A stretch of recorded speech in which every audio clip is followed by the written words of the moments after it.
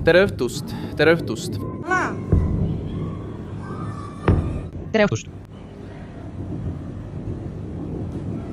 Tere õhtust. Tere õhtust. Tere õhtust. Tere õhtust. Tere õhtust. Iraan ületas piiri rünnates Trumpi kobarpommiga ja muutis Bahreini taeva veel üheks otseseks rindeks Ameerika Ühendriikide vastu. 2026. aasta 15. juuli varahommikul näitasid uue raketilainetuse ajal avaldatud videod näiliselt õhus avanevat lõhkepead, mis hajutas mitmeid helendavaid punkte Bahreini territooriumi kohal. See muster vastab kobarmoonale. Tegutse!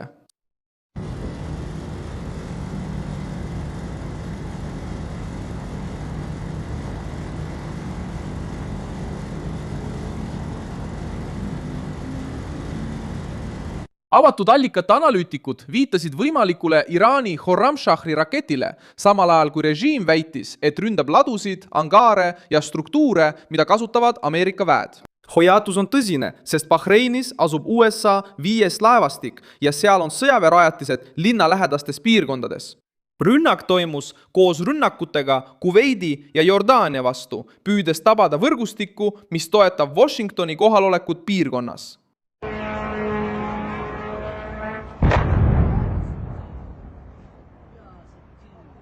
Aamen. Tere õhtust.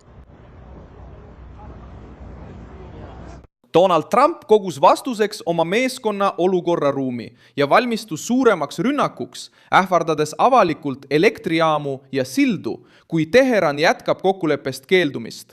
Iraani režiim püüab Donald Trumpi tabada baaside, liitlaste ja nende ümber elava elanikkonna kaudu. Rünnak jõudis Bahreini ajal, kui Ameerika Ühendriigid taastasid Iraani sadamate mereblokaadi ja suurendasid rünnakuid Iraani lõunarannikul. Bahreini valitsus oli juba varem teatanud rünnakutest eraomandile ja tsiviilinfrastruktuurile ning kinnitas, et jätab endale õiguse koos oma partneritega vastata.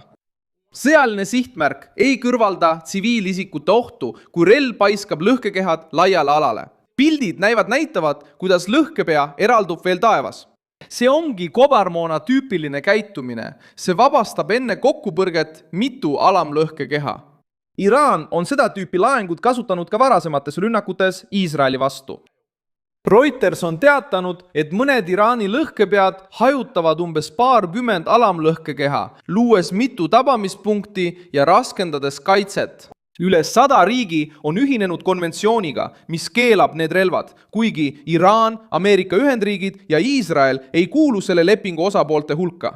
Sellest hoolimata on valimatud rünnakud asustatud aladele humanitaarõiguse järgi keelatud. Võimalik Khorramshahri kasutamine suurendab muret. Jälgimisväljaanded teatasid, et selle sõjaetapi suurimas rünnakus Bahreini vastu lasti välja üle 30 raketi, sealhulgas Khorramshahr killuheitelaenguga.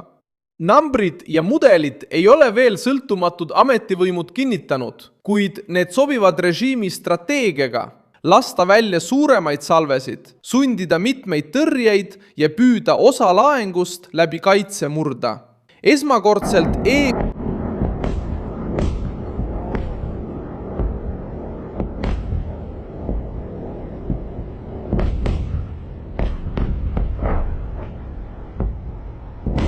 Teheran püüab kurnata kaitsesüsteeme, häirida Ameerika Ühendriikide operatsioone ja külvata hirmu riikide seas, kus asuvad USA väed.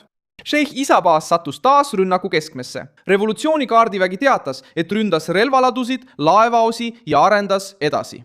Teatas, et ründas relvalaadusid, laevaosi ja lennuki komponente. Teises avalduses kinnitati, et sihikule võeti helikopterite rajatised, B-8 lennukite angaar ja droonide juhtimiskeskus. Sõltumatut kinnitust kuulutatud ulatuses hävitamise kohta ei ole saadud. Bahreinis asub 5. laevastik, mis jälgib liikumist Hormuzi väinas ja toetab Ameerika Ühendriikide mereoperatsioone. Selle struktuuri ründamine tähendab katset nõrgendada Washingtoni võimet väina jälgida, laevu eskortida ja Iraani sadamata vastu blokaadi rakendada. Kuveit sai samas järjestuses tabamuse. Revolutsioonikaardivägi teatas, et süütas ja hävitas KGL-i logistikakeskuse. Mina Abdullahis Nasr teis operatsiooni 4. laine ajal. Äriregistrid näitavad, et Halliburtoniga seotud rajatised asuvad KGL-i laoalal, ettevõttel, millel on ajalugu Ameerika sõjaväe klientidele teenuste osutamisel. Kättesaadav kinnitus jääb Iraani propagandas väidetule alla. Kuveidi armee teatas, et nende kaitsejõud tegelesid droonidega ning riiklik uudisteagentuur teatas kontrolli all olevast tulekahjust.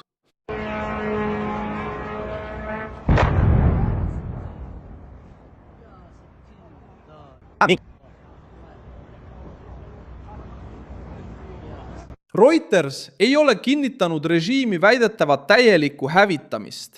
Toimus rünnak ja oli tulekahju, kuid Teheran püüab iga tabamust kujutada ameeriklaste logistika täieliku hävitamisena. Jordaania sattus samuti rünnaku alla. Iraani armee väitis, et korraldas droonirünnaku ameeriklaste positsioonide vastu Muvafak Salti õhuväebaasis Azraqi piirkonnas.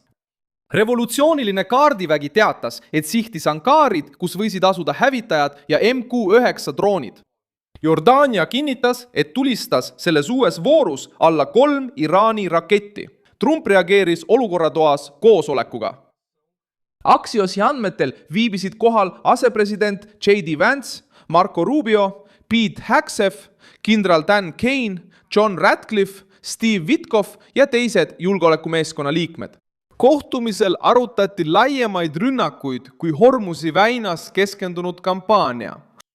Enne kohtumist kinnitas Trump Fox Newsile, et Iraani rünnatakse veel 3 päeva jõuliselt ja et järgmisel nädalal lisatakse nimekirja elektrijaamad ja sillad, kui režiim ei naase läbirääkimistele. Ole loll, aga ma räägin sulle Kargilist. Ja siis me juba... Kas sa välistad piiratud ulatusega maismaa operatsiooni? Ei, ma ei taha ka seda öelda, aga ma ei ütleks seda, kui ma ei arvaks, et see on asjakohane. Mõnikord on vaja maismaa invasiooni, aga teised teevad selle meie eest ära. Me oleme Kargili saart juba 3 korda rünnanud. Ma käskisin rünnata kõike peale nafta. Jätke see 25 jardi suurune ala puutumata. Ärge puudutage naftat, et mitte mõjutada maailma majandust. See on osa globaalsest majandusest, seega me ei ründa seda. Võib-olla mingil hetkel võiksime, aga ma arvan, et see on ebatõenäoline. Et see vallutada, kui me neid korralikult nõrgestame ja piisavalt tagasi tõmbume, siis ma teeksin seda. Kas sa näed seda ette? Valge Maja ei kommenteerinud kohtumise sisu, kuid presidendi poolt esitati ähvardus avalikult. Ameerika surveks on otsene põhjus. Keskväe juhatus teatas, et Iraan ründas 1 nädala jooksul 7 kaubalaeva, mille tagajärjel hukkus, kadus või sai vigastada peaaegu 10 meeskonna liiget. Isegi ähvarduste kiuste koordineerisid Ameerika Ühendriigid, ametnike sõnul, keda tsiteeris Axios. 300 laeva läbipääsu väinas. Reuters teatas veel, et 2 naftatankerit tabasid Iraani tiibraketid, mille tagajärjel hukkus 1 India meeskonnaliige ja mitu said vigastada.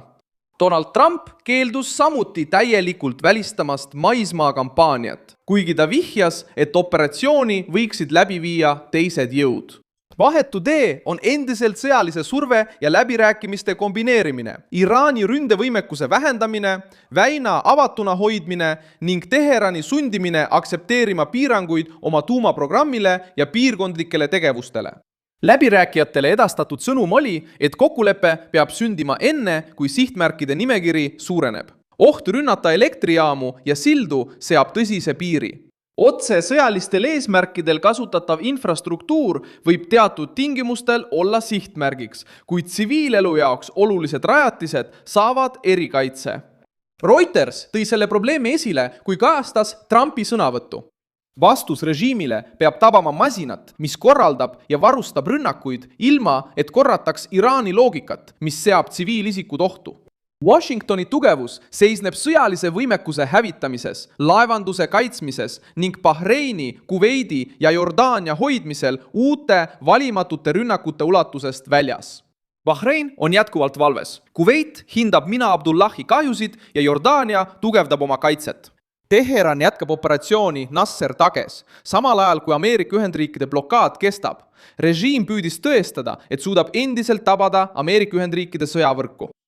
See andis Trumpile kõige tugevama argumendi kampaania laiendamiseks nende keskusteni, mis juhivad ja varustavad neid rünnakuid. Suur tänu, et vaatasite seda videot lõpuni. Toetage meie projekti ja aidake rahaliselt, kasutades ekraanil kuvatavat PIX võtmekoodi. Oleme sõltumatu kanal, mille eesmärk on hoida teid tõega kursis. Teie panus aitab meil jätkata tegutsemist.